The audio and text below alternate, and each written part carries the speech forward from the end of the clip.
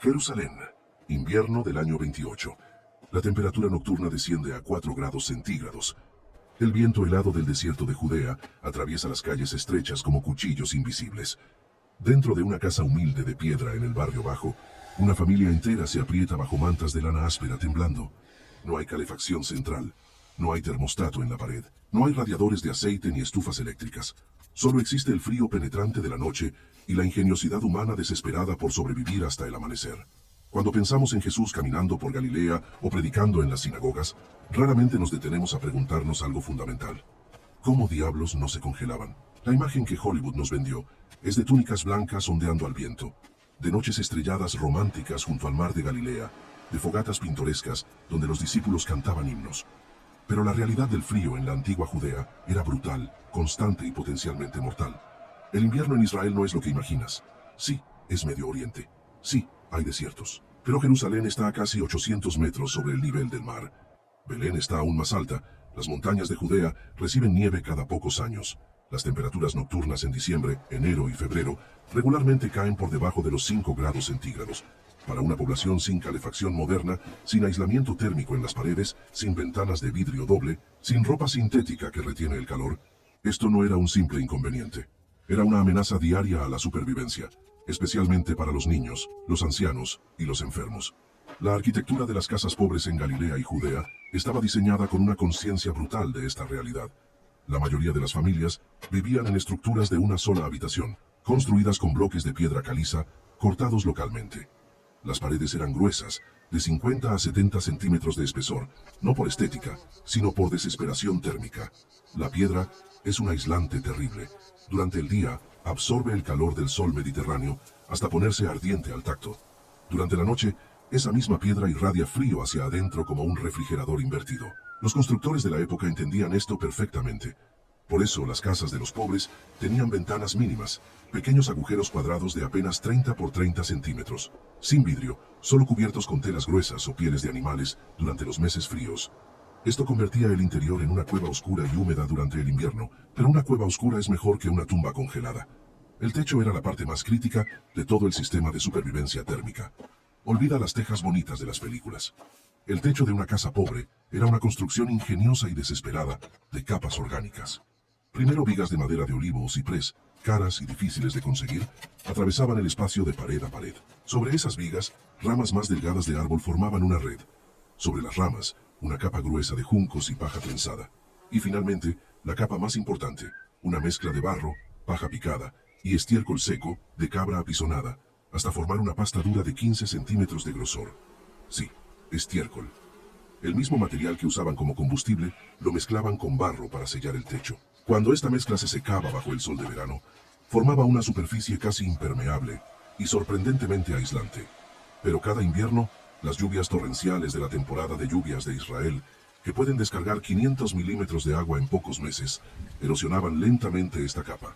Por eso, cada primavera, las familias subían al techo plano con palas y cubetas para reparar las grietas y reforzar el sello.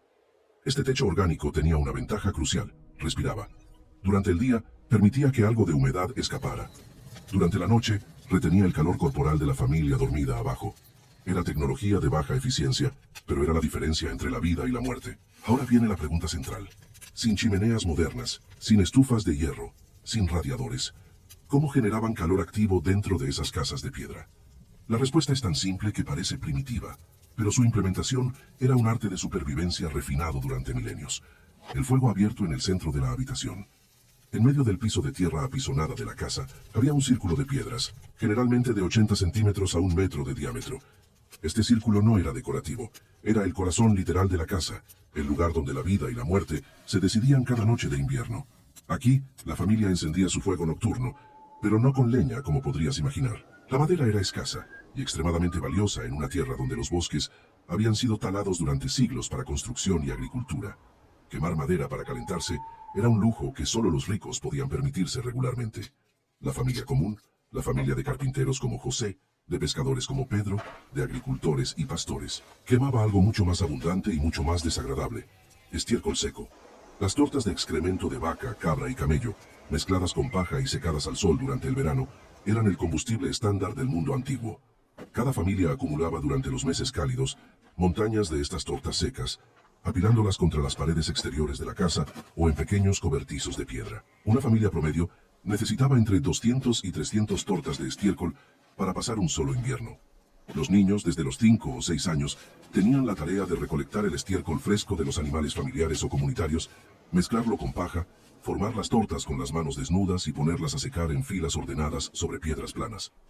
Este era un trabajo infantil universal, no había vergüenza en ello. Era supervivencia.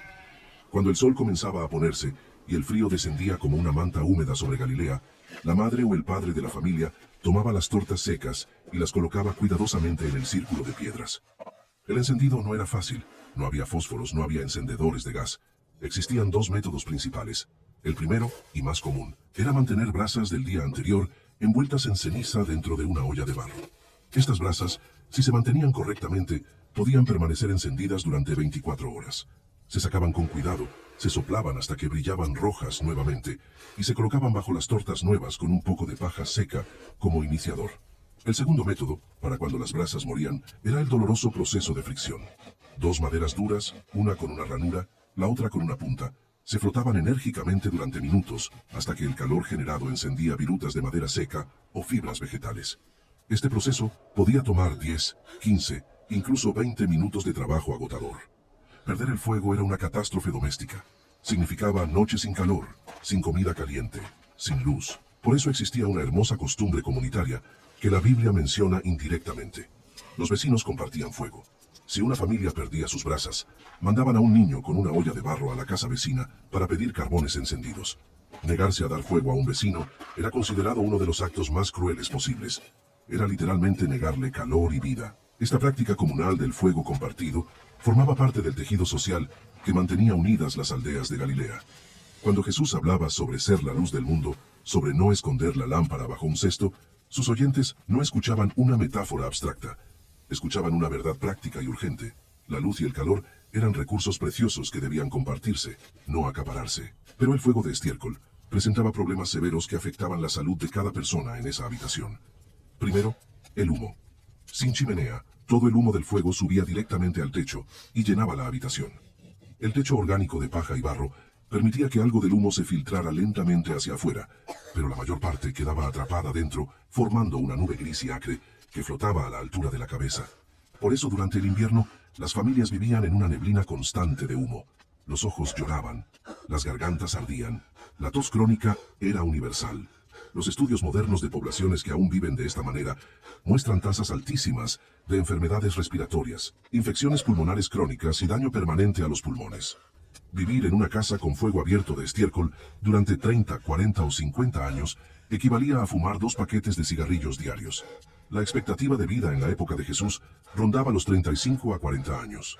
Las enfermedades respiratorias causadas por el humo doméstico eran una de las principales causas de muerte prematura, especialmente entre mujeres que pasaban más tiempo dentro de la casa cocinando. Segundo, el olor. El estiércol seco quema relativamente limpio, pero no sin olor. El aroma característico, una mezcla de orgánico quemado, vegetal carbonizado y animal, impregnaba cada fibra de la ropa, cada mechón de cabello, cada poro de la piel. Las personas de la época de Jesús no olían a perfume francés, olían a humo de estiércol, a sudor, a lana de oveja sin lavar, a aceite rancio de las lámparas. Este era el aroma humano normal, universal y aceptado.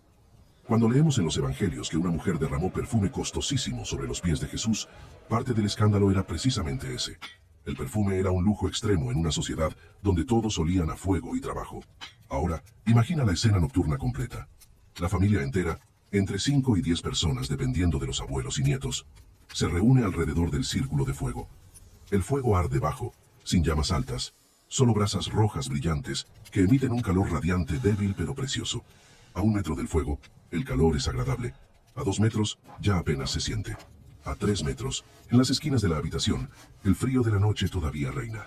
La familia no se distribuye por la habitación.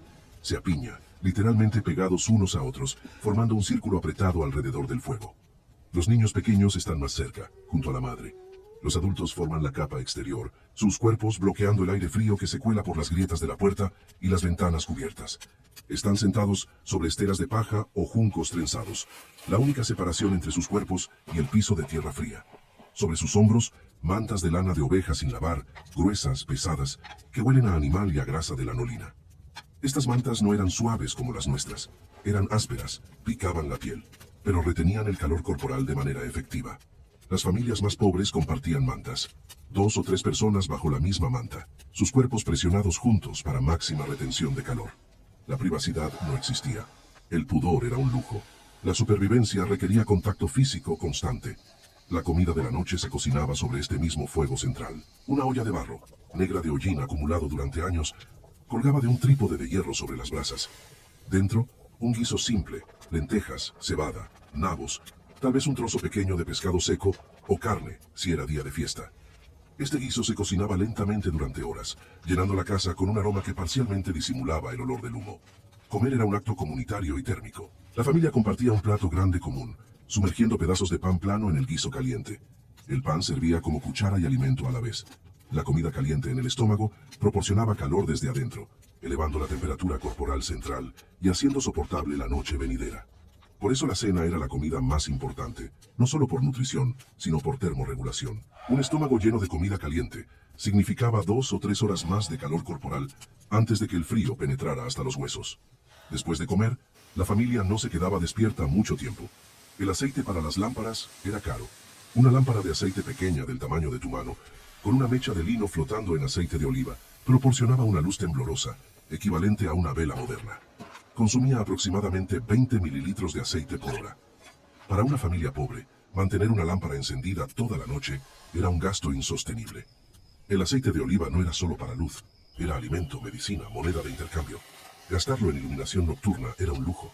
Por eso, cuando el último bocado de cena se tragaba y las historias breves se contaban, la familia apagaba la lámpara. La oscuridad descendía como una manta pesada. Solo el brillo rojo de las brasas moribundas proporcionaba una luz fantasmal y vacilante. Ahora comenzaba la verdadera batalla contra el frío. La familia se movía como una unidad coreografiada por años de práctica. Los padres cubrían las brasas cuidadosamente con ceniza para conservarlas hasta la mañana. Demasiada ceniza y se asfixiaban. Muy poca, y se consumían completamente antes del amanecer. Este equilibrio se aprendía desde niño. Era conocimiento de supervivencia transmitido de generación en generación. Luego, la familia se acostaba, pero no en camas individuales. Las camas como las conocemos no existían para el 90% de la población. Dormían en el suelo, sobre las mismas esteras donde habían cenado, con las mantas de lana que habían usado para sentarse ahora extendidas sobre sus cuerpos. Y aquí está el secreto crucial de supervivencia térmica en el mundo antiguo. Dormían juntos, en contacto físico completo. Los padres en el centro, los niños pequeños presionados entre ellos, los niños mayores a los lados, los abuelos, si estaban vivos, formando la capa exterior. Era una masa humana indistinguible bajo las mantas, respirando el mismo aire cargado de humo, compartiendo el mismo calor corporal colectivo. Esta práctica tiene un nombre científico moderno: termorregulación social. Los mamíferos lo han hecho durante millones de años. Los cachorros se amontonan para sobrevivir. Los humanos antiguos también. Un cuerpo humano en reposo genera aproximadamente 100 vatios de calor. Una familia de 6 personas genera 600 vatios, equivalente a un calentador eléctrico pequeño. Pero ese calor solo es efectivo si no se dispersa. Apiñados juntos, bajo mantas gruesas, en un espacio cerrado, podían elevar la temperatura de su microambiente inmediato, entre 5 y 8 grados por encima de la temperatura ambiente de la habitación. Era la diferencia entre hipotermia y sueño inquieto pero vivo. Pero incluso con todos estos sistemas, la noche era tortura. El frío se colaba desde abajo, desde el piso de tierra que nunca se calentaba completamente. Se colaba desde arriba, del techo que irradiaba frío del cielo nocturno invernal. Se colaba desde los lados, a través de las grietas entre las piedras que ninguna cantidad de barro podía sellar completamente. A las 3 o 4 de la madrugada, la hora más fría de la noche, las brasas estaban casi muertas. El calor corporal colectivo era lo único que quedaba. Los pies quedaban expuestos en los bordes de las mantas. Los dedos de los pies se entumecían dolorosamente. Los niños lloraban suavemente por el frío. La madre los acercaba más, frotaba sus pequeños pies helados con sus manos, soplaba aire caliente sobre sus dedos. El padre se levantaba tembloroso, movía las brasas con cuidado. Añadía 1 o 2 tortas más de estiércol precioso. Soplaba suavemente hasta que un poco más de calor emergía. Entonces volvía rápidamente bajo las mantas, antes de perder su propio calor corporal acumulado. Este ciclo se repetía 2, 3, incluso 4 veces por noche, durante los peores meses de invierno. Dormir no era un descanso profundo y reparador.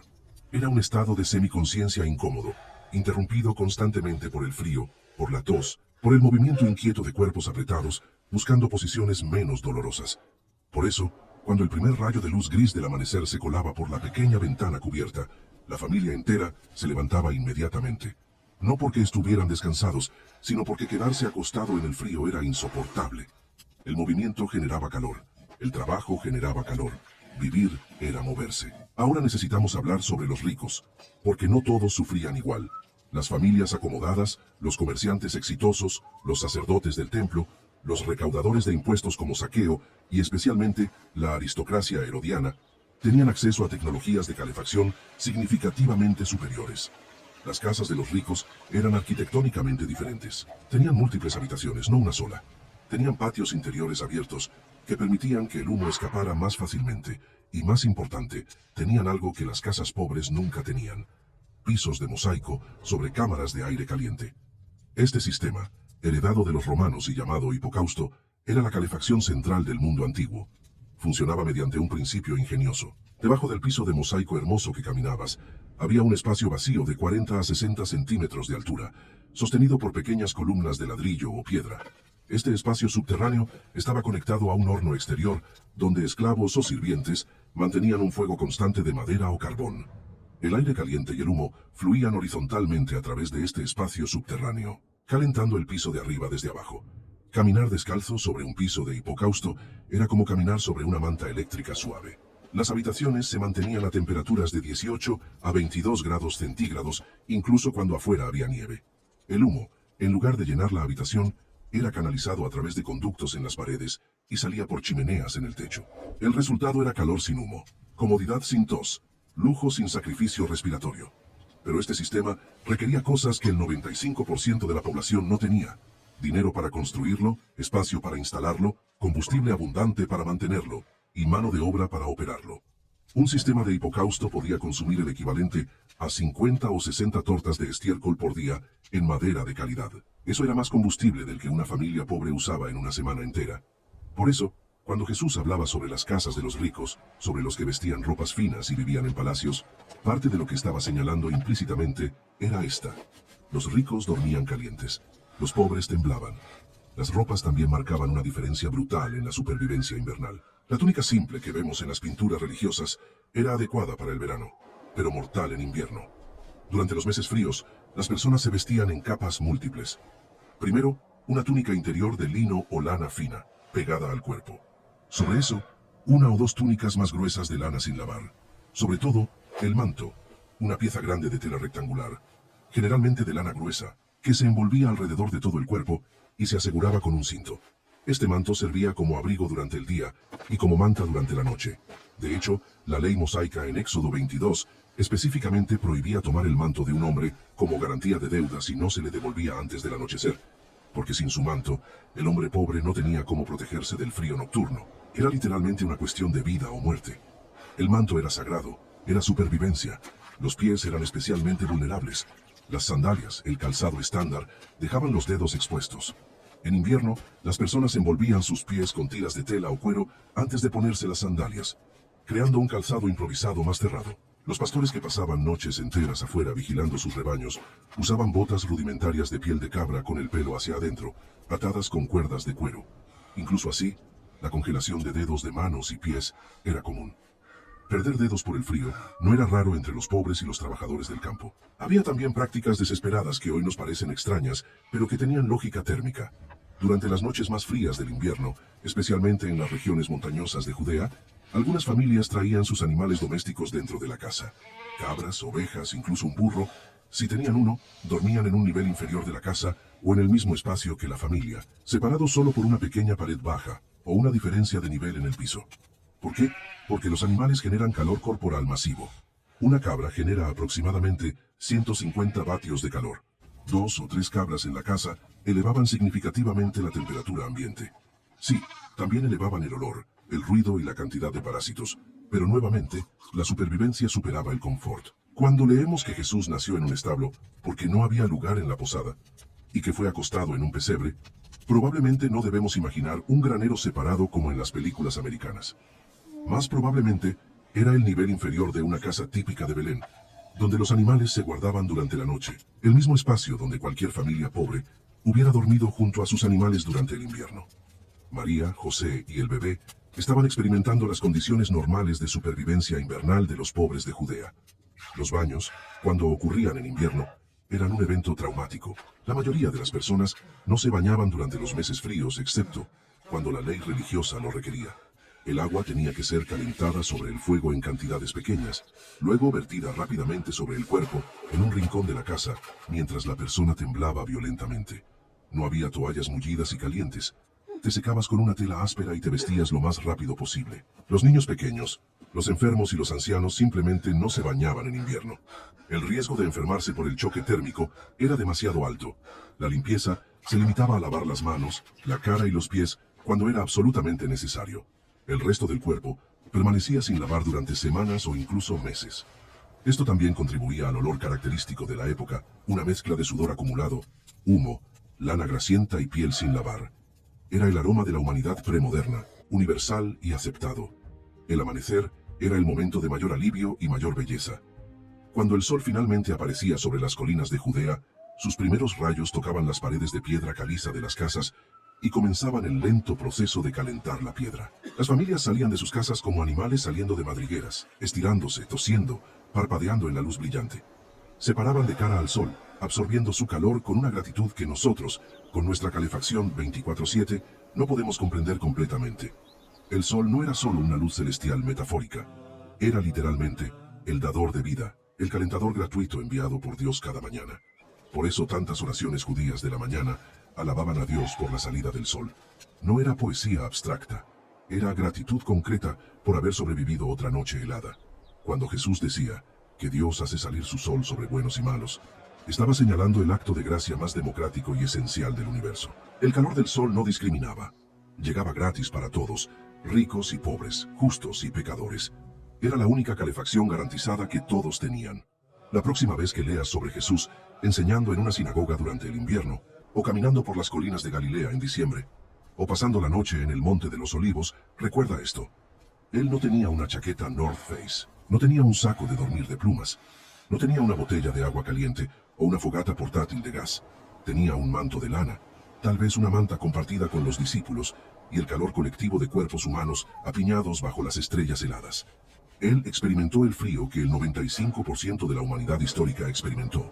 El frío que mata, que paraliza, que hace cada respiración dolorosa, cuando el aire helado entra en los pulmones. Y aún así siguió caminando, siguió enseñando, siguió amando. Esa es la verdadera resistencia de la historia bíblica, no solo espiritual, sino física, termal, metabólica. Ellos vivieron en un mundo donde mantenerse caliente era un trabajo de tiempo completo, donde cada noche era una pequeña batalla de supervivencia, donde el amanecer era literalmente un renacimiento diario. Pero si el frío de la noche era terrible, había algo aún más aterrador que acechaba en la oscuridad de esas casas llenas de humo. Pequeñas criaturas que compartían el calor del fuego con las familias, que se escondían en las grietas de las paredes de piedra y salían cuando las lámparas se apagaban. Las plagas silenciosas de la vida antigua, los parásitos y las enfermedades que convertían cada hogar en un campo de batalla biológico invisible. Ese es el tema escalofriante de nuestro próximo video. Suscríbete para descubrir con qué más compartían Jesús y su familia el espacio vital cada noche.